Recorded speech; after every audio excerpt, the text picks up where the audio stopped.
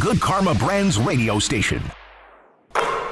So they had the most gifted backcourt in NBA history, and they went out and added Klay Thompson? I guess I like it. Live from the Anajar and Levine Accident Attorney Studios. The man your man could smell. Theo Dorsey is theoretically speaking. But are you a different animal and the same beast? What does that mean, Kobe Bryant? Streaming live on YouTube, here's Theo Dorsey.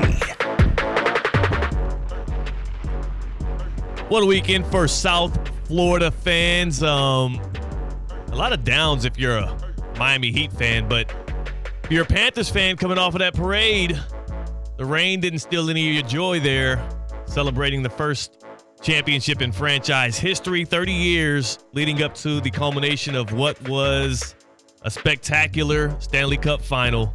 Glad y'all stayed dry out there. We'll talk more about the Cats later. NBA free agency dominated this weekend. C-Cats on the ones and twos. It's me, Theo Dorsey, right here. We're riding with you through 6 o'clock. Theoretically speaking, make sure you're tapped in on YouTube at Theo Speaking, and make sure you subscribe while you're there. We also had a great weekend here at ESPN West Palm. We had the Kaiser 7-on-7 tournament on Saturday morning. That was a good one. We were out there all day, and C-Cat, we chopped it up with some legends of the game from out here. Kyer Elam pulled up on us with the Buffalo Bills. He talked about how the Bills got better this offseason. A lot of fun stuff happening this weekend. And on top of all of that, of course, NBA free agency, which I feel kind of like that Squidward meme where Squidward is standing in his house looking out the window of his house at SpongeBob and Patrick having a good time. As a Miami Heat fan today, like, everybody's getting active. The Sixers are opening up the pocketbooks and paying everybody. Paul George, he makes the big move to go to Philadelphia. They re-sign Tyrese Maxey. You got Chris Paul going to the Spurs. That's exciting, seeing what Wembanyama could do with CP. And, of course, you got the Klay Thompson news here with the Mavericks. Meanwhile, the Miami Heat in the Eastern Conference, as they keep going down and down the ladder, I'm just trying to figure out what is it going to be. Are we waiting again on another guard to be traded to us? I remember last offseason it was all about Damian Lillard, and now there's the hope that Donovan Mitchell comes and fills that void for the Miami Heat. It's also an MVP, Duffy's MVP Monday. We're going to be giving out the Duffy's MVP of the weekend later on, and make sure you stick around as well because we have a Mega Bash giveaway at Roger Dean Chevrolet Stadium, giving out tickets for Wednesday. You know how Mega Bash gets down. Fireworks at night after the fireworks that you see on the field on the diamond. That's going to be exciting as we see the Palm Beach Cardinals take on those Jupiter Hammerheads. C-Cat, was your weekend as kind of relaxing as mine? After Saturday, after that long day of making sure we crowned a champion at Kaiser University, I tried to get some rest and relaxation because I also saw the forecast for that Panthers championship celebration. And I don't know about you, I don't do that. I ain't trying to be out there in the rain just to see some guys roll by on the float. I think you're downplaying how much knowledge we got from the AFC East on Saturday. The rumor mill runs through us. Like, we know the inside stuff now. We're looped in, folks. If you care about the Jets, the Patriots, you care about the Bills, it all runs through, theoretically speaking. I didn't even think about that. Yeah, Jamian Sherwood pulled up on us going into his fourth year as a linebacker with the New York Jets. Jensen Beach native. He gave us some good stuff as well. And we did our draft, our 7-on-7 draft, which Jamian did drop that knowledge. He said, Josh Allen, 7-on-7 QB? I don't know. That was your guy. I went with Mahomes. I've watched a lot of football on TV, Theo. I think I got this one covered. I think I know more than the guy who's played the game for his entire life. Yeah. I mean, he's too focused on, like, filling the gaps, man. You know, you're exactly the one watching everything. He's focused on his one job, so you got this. Man, I actually can't believe – number one, I couldn't believe Jamian Sherwood actually said that on our airwaves about a quarterback in his division. I was a little nervous for him as he was saying that. And if you want to check that out, the podcast for that on High School Game Day, wherever you get podcasts for ESPN West Palm. More shocking than that is, I mean, if you would have told me 3 or 4 years ago, looking at what the Golden State Warriors had built with their quote-unquote big three, with Draymond Green, Steph Curry, and Klay Thompson, that any of those three guys would end up in another uniform, like in their NBA playing career, because the common thought process, especially given that they won all of those championships together, that they did it as such a unit, they saw KD in and left KD hanging on the way out, that they would all retire Warriors lifers. If you'd have told me one of those three guys were not going to make it to the end in a Warriors uniform, I would have never guessed Klay Thompson. Klay Thompson might have been last on that list for me behind Stephen Curry and Draymond Green. That's how locked in it felt like he was with the Warriors culture. He was one of the most guys more impervious to hate from both fans of the Warriors and also just fans of the league. Klay Thompson had the highest Q rating of all of those three, and it was kind of because he was unproblematic, super chill, a sharp shooter. Stephen Curry had the whole thing going where he's winning the MVPs and people are calling him the greatest point guard. So naturally there's haters that spawn from that. Draymond Green had the issue of him being a big bad bully and him being a guy that is just erratic and a guy that is, just nerve-wracking, and you hate playing against him and you hate when your team is going against him. So naturally he had his haters.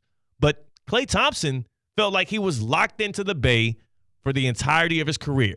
And then today we learned Klay Thompson, as we saw it boiling over, all of the issues with the Warriors and the fact that he didn't feel as prioritized by the front office, 3 years, $50 million to the Dallas Mavericks. Klay Thompson going to be in a Mavericks uniform, no player option, 3 years, coming up on playing with the team that just was in the NBA Finals, looking to see if he can add another ring to his repertoire at 34 years old. C-Cat, I am utterly shocked at this news. Yeah, you should be. It felt like Steph was so transcendent that he could walk into any team and be as great as Steph was. Klay Thompson was great. He was a great shooter. Yeah. What was the stat? Maybe 4 dribbles a game, but he put up 30 points. Yeah, he was just he dribbled it once and dropped 30, and that was just an average night for him. If he dribbled it 5 or 6 times, you thought something was wrong. It's dude, was the play not working? He might have been the little brother in the Splash Brothers relationship, but he was so perfect for the Warriors team in terms of scheme and in terms of culture. It felt like the Warriors and Klay just went hand in hand. Steph would have a career outside of Golden State. It feels weird Klay having a career outside. And also it's because, Klay is a West Coast guy. Steph Curry's from Charlotte, so people kept on hinting at maybe going to the Hornets. Also, Steph Curry being a guy that could be on the precipice of being an NBA Mount Rushmore guy. There was always that risk that eventually he would look elsewhere to see where he can go and ring chase and team up with other guys. You saw hints of him maybe going to Los Angeles with LeBron James early on. We saw hints of him, again, trying to have that storybook ending going to Charlotte. I don't think it's happening. Steph is going to be a Warriors lifer. But now that I see Klay going to another uniform, it has me thinking at a bigger picture of all of this, because, of course, yes, the Mavericks get a new guy to throw into that rotation. Though last year everybody was talking about how it was the greatest, maybe the best backcourt we've seen in the history of the game with Luka Doncic and Kyrie Irving. They decided to throw another shooter on that. But what I really started to think when I saw this transaction is, man, is Klay Thompson really going to be hooping for the Mavericks next year? And who is another guy that I could see that it would just be totally dismantling? I would be just shocked, just thrown off. It would be so weird. Which other star in sports would it be so weird to see in another jersey right now?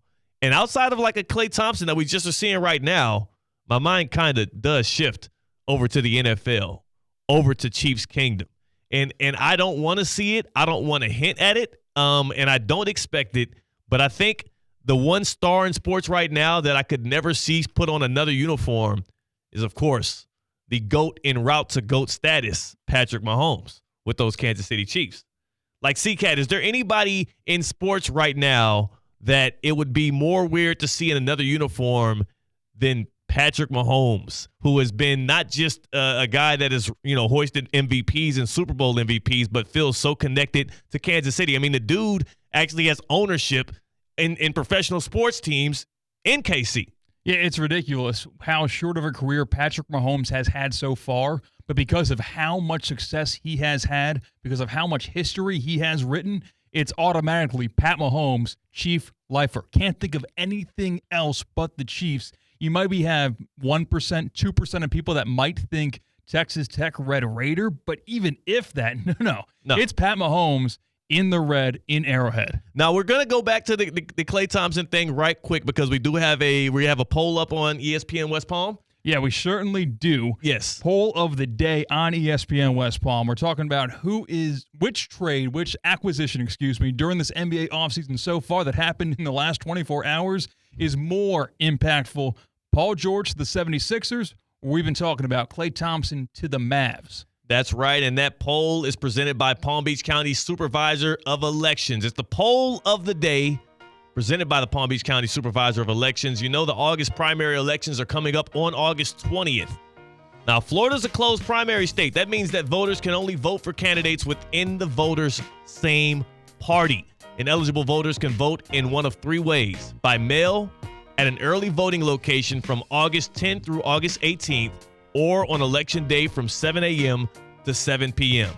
Visit votepalmbeach.gov to view your status and learn more, and we'll see you at the polls. We'll also see you on Twitter at ESPN West Palm. Make sure you cast your vote right there. The bigger acquisition, Klay Thompson to the Mavericks, the team that was in the NBA Finals. Technically they were in the NBA Finals against those Boston Celtics, or going with Paul George, leaving the Clippers and heading east to the Philadelphia 76ers, joining MVP Joel Embiid and Tyrese Maxey, who is newly super duper rich. Did you see the contract that came in for my guy Tyrese Maxey? With your broke ass. It's Maxey for a reason. Yeah. Like Tyrese got max. I don't know by definition max contract, but it sure feels like it. It is. It's max money, the max that he could get on that extension. And for a guy like Tyrese Maxey, for a team like the Philadelphia 76ers, it does make me wonder and make me think, where does that have them stand in the Eastern Conference? What does that do when it comes to the Boston Celtics, when it comes to the Bucks, when it comes to the Knicks? Where do they stand now that they have fortified their future and poured money and resources into those three guys? Paul George, Joel Embiid, and Tyrese Maxey. We'll get into some of that in a little bit, actually, as we bring in Evan Cohen from Unsportsmanlike, who does his weekly appearances. He's doing this one early because he's so hyped up and jazzed up off of how great the NBA offseason is kicked off to. I mean, we got some fireworks, more so than I would say than last year or last offseason, where we were waiting for a while, and also on pins and needles out here in South Florida, hoping Damian Lillard would come to the Miami Heat. Now it's more so hoping Donovan Mitchell will eventually be that guy to help and save this Heat franchise. If you need some help or saving out there on the roads, I mean, literally, I had my life flash before my eyes today. I thought it was over with. Really? The way y'all are driving on the roads. Yeah. Man. 100%. I thought, hey, man, C-Cat. It was going to be the C-Cat show today. It's going to be you up here. Anajar and Levine accident attorneys, car accident, truck accident, slip and fall. Y'all be careful. Be careful out there. But if you are in a car accident, truck accident, or a slip and fall, Mark Anajar, Glenn Levine, they will fight for you. They don't get paid unless you do. They'll fight to get you the maximum compensation you deserve. So call Anajar and Levine for your free consultation. Don't settle for just any attorney. Demand Anajar and Levine. That's the Anajar and Levine difference. It takes just one phone call to take back control of your life. So take back control of your life. Call 1-800-747-FREE. That's 1-800-747-3733.